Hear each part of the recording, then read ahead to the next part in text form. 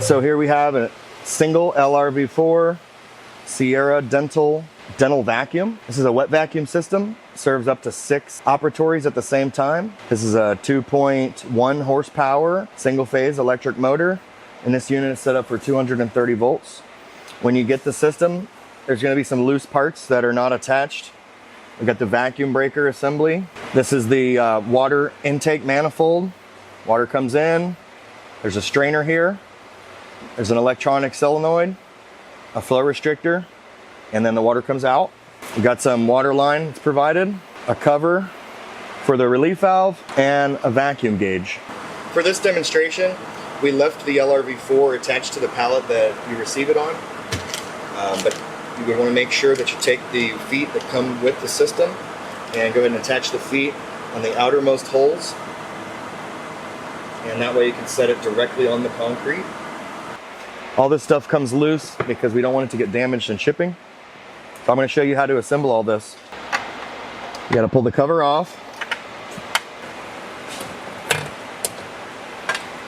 And inside you'll see there's this plug, this harness, and we just have a bag over it. It's covered up so that you don't lose the screw or the gasket. Carefully cut that zip tie, don't cut your wire, and don't lose the gasket or this screw. I'm going to take the solenoid and go ahead and remove this nut all the way. Now, the orientation for this part, it goes right into this open hole on the side of the controller, just like that. And this coil has these 3 prongs. These need to be facing up so that the plug can plug in once it's mounted. Okay, so this piece will go in like that. This piece goes in like that. Washer,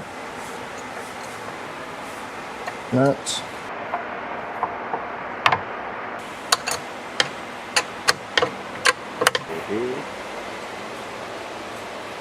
Strainer, it comes in. This arrow shows flow. This arrow shows flow up and out.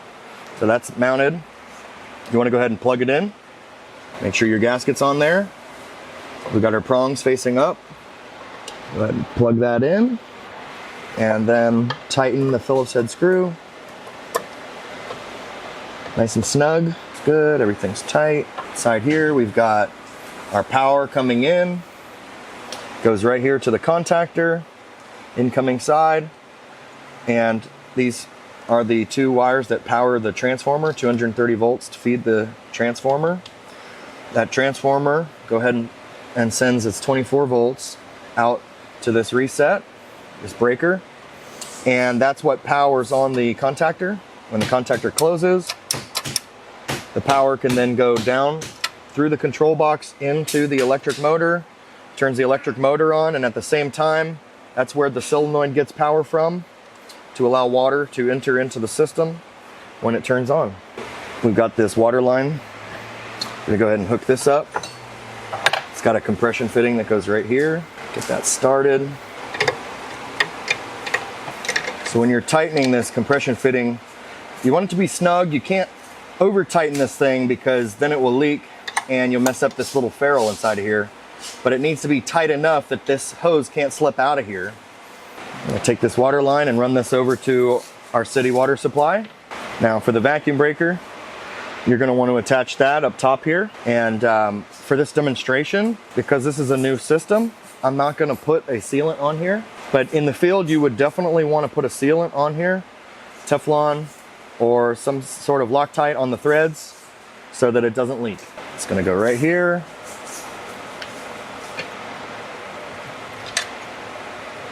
About there.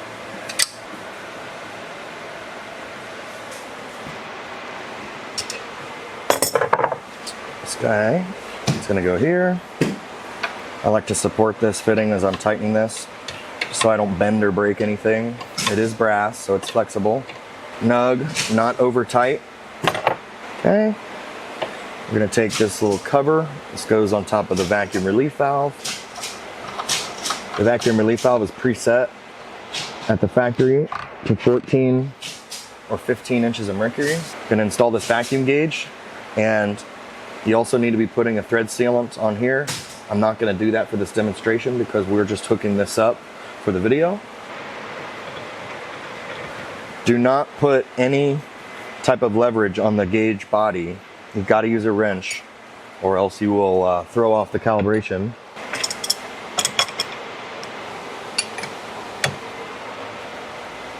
So we've got our water hooked up. It's connected through the solenoid, which is plugged in. It runs into the vacuum breaker, and that's when the water can make its way down into the pump head. Right down in there. This is the intake, and this is the outlet to the drain. So now I'm going to show you how to hook up the filter and the strainer. So in the kit, you also received a inlet filter, 1-inch, female threads, and a stainless closed nipple. Make sure you put thread sealant on both sides of this. It's going to go right into the inlet of the T. And then this filter does have an orientation. You'll see there's an arrow on here. Make sure that's facing towards the pump. I'm just going to get this snug for the demonstration. At this point, this is where you would connect the provided nipples and flex hose to make it over to the operatories. This is going to tie into your drain.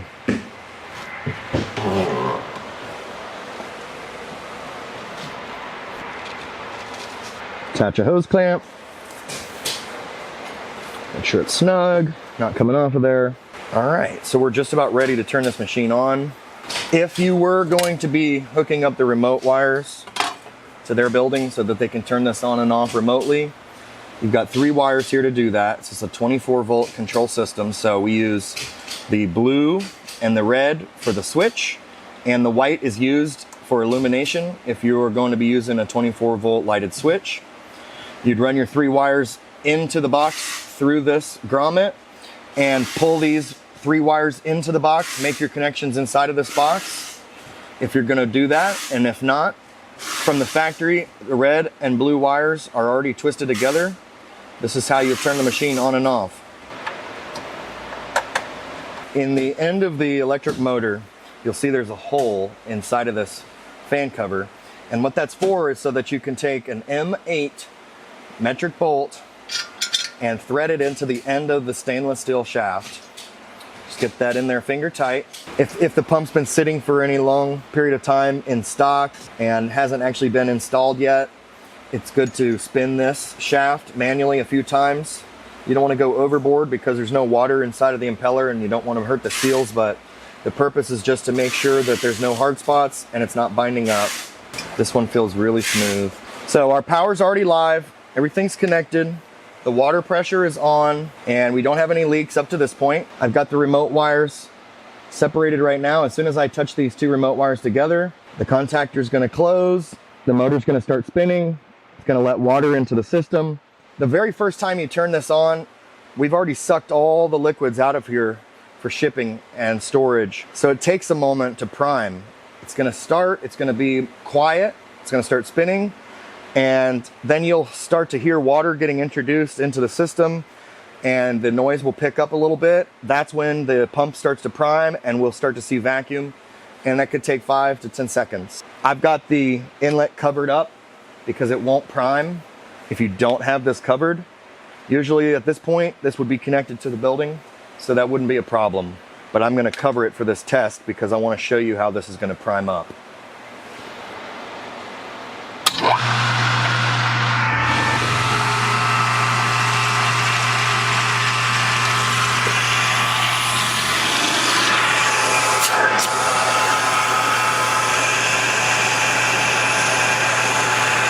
You see the gauge already set to 14 inches of mercury.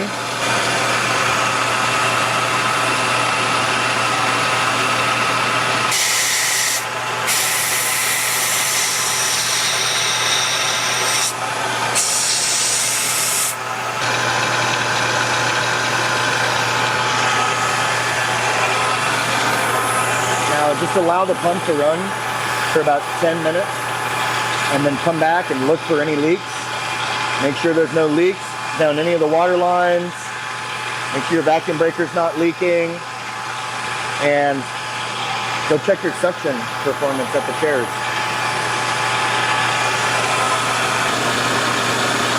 Now, if you were going to adjust the relief valve, shut the machine off, and you've got to remove the vacuum relief valve to do this. So you're going to take this off, Phillips head screw down inside of here, and on the other end we've got a nut. So what you got to do is hold the Phillips head screw fixed and either tighten or loosen that nut. If you want to increase the vacuum, you tighten that nut, and if you want to reduce the vacuum, you loosen that nut. This is already adjusted to 14, right where it's supposed to be, but I just want to show you how to adjust this. Phillips, get it inside of that screw head and just hold that still.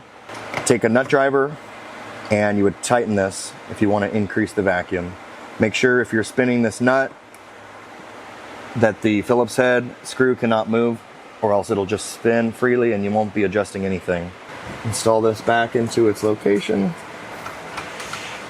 Now, if your mechanical room is in an outdoor setting or in a mechanical room that's in the exterior of the building, farther away from patients, the way this pump is set up right now is going to be fine. It's a little bit noisy if your pump is mounted somewhere inside of the office underneath of a cabinet. So we have some accessories that you can purchase if you plan to put this close to an operatory.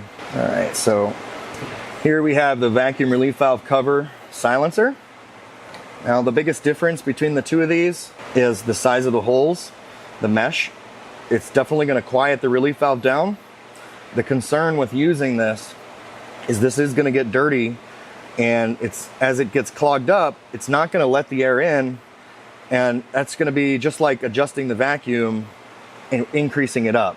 So it's important that you clean this off if you use this type of silencer, because over time it's going to increase your vacuum level, and that's a preset thing. You know, you don't want too much vacuum, not out of this pump. And then this guy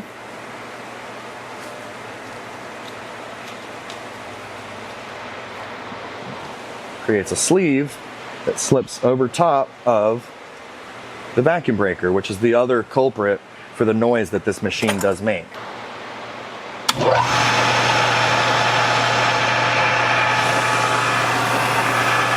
So now it's much quieter, and you can put this underneath of a cabinet somewhere inside of the office.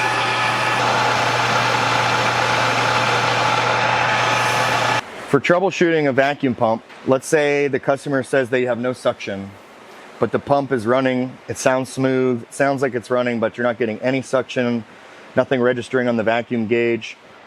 Could be because you've got a big leak somewhere downstream.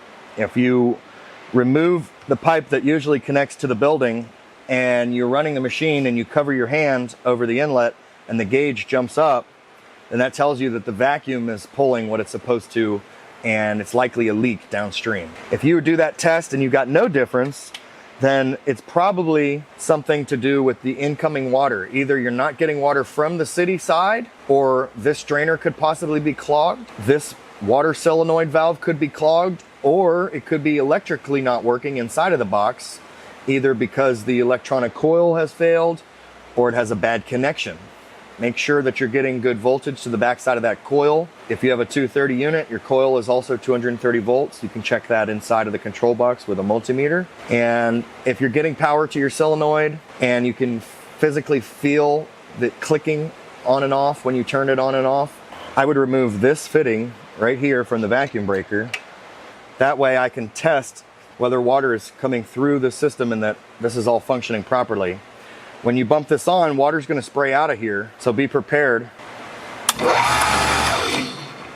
Okay, so that's working just fine.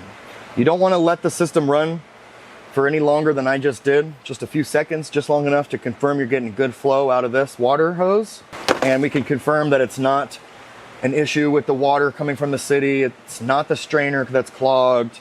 It's not the solenoid. It's not the connection inside. It's not the electrical coil. The flow restrictor's not clogged.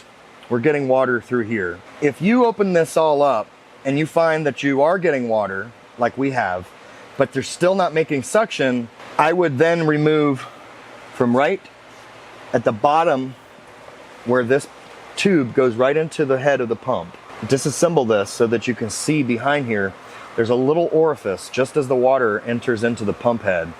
And that could be the culprit for where your clog is. If you take this all apart, take a pick and clean that out really good. Make sure that you can see down into that orifice, clean it all up, reassemble it, and that should fix the problem. Once the water's entering the pump, it can prime up again and you'll be getting suction. This is the only single pump on the market that can actually serve 6 operatories. And we've actually had some dentists tell us that they're serving 8 operatories with a single pump. It's always a good idea to have a dual system. You know, you don't have just one car in your garage, do you? When it's time for service, when it's time to start shopping for something new, you're not just relying on one thing. You know, if you've ever been down even just one day, you probably lost enough money to buy a second pump.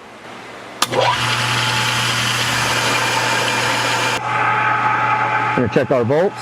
We got 243 volts while it's running.